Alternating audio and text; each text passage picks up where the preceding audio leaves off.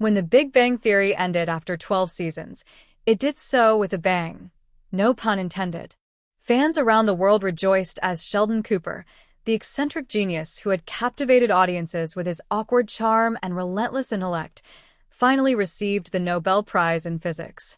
It was a crowning moment not just for the character, but for the series as a whole. Yet, as the final applause faded and the closing credits rolled, a glaring narrative misstep echoed in the minds of longtime viewers. The show's writers, in their attempt to humanize Sheldon, burdened him with a character flaw so profound that it inadvertently delayed the one achievement his arc was destined to reach. The flaw?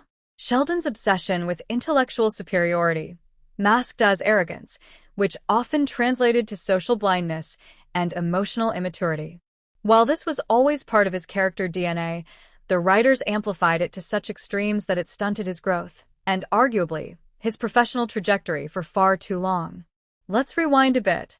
In the earliest seasons, Sheldon was portrayed as a hyper-intelligent theoretical physicist with an IQ of 187 and an eidetic memory. He lived by rigid routines, avoided human emotion like it was a contagious disease, and had an inflated sense of self-worth. That was the point. He was meant to be socially obtuse and comically unaware. But as the show progressed, instead of balancing his character with nuanced growth, the writers chose to double down on his ego, often using it as a punchline. This choice had real consequences for the arc of his professional journey. Sheldon was introduced as someone with Nobel-level potential, and indeed, in the final season, he and Amy win the prize for their work on superasymmetry. But why did it take so long? 12 seasons is an eternity in sitcom years.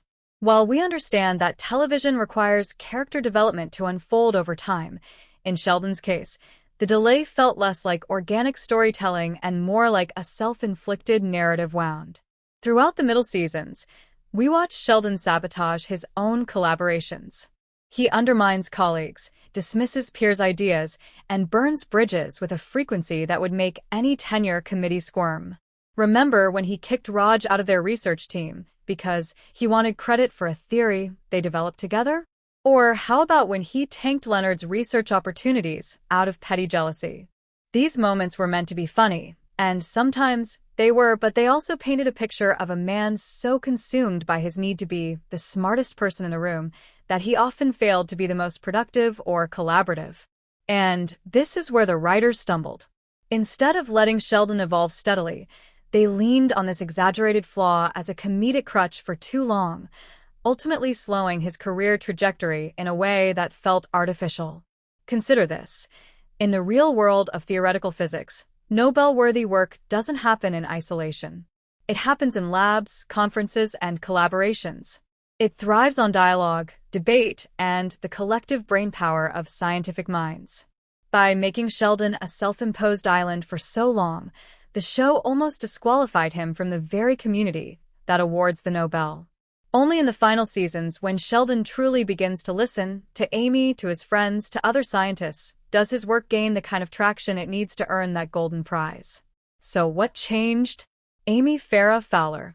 The writers wisely introduced a character who could meet Sheldon on an intellectual level while challenging his emotional blind spots. She slowly helped him open up, learn empathy, and engage in actual partnerships. Their relationship was a long, winding journey of growth, and it's no coincidence that Sheldon's Nobel Prize only becomes possible after he begins to see value in someone else's contributions. It begs the question, what if this evolution had started earlier?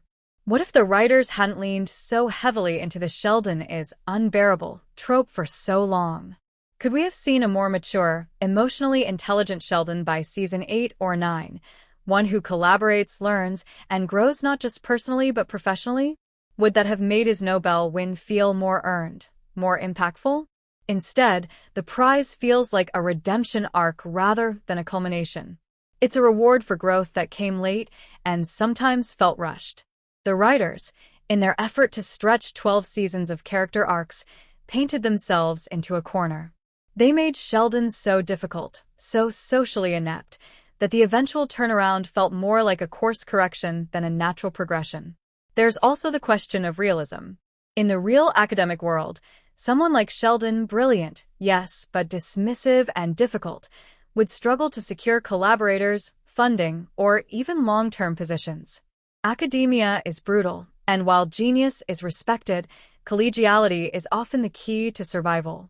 The show hinted at this, but often bailed Sheldon out with comedic twists and the unwavering loyalty of his friends.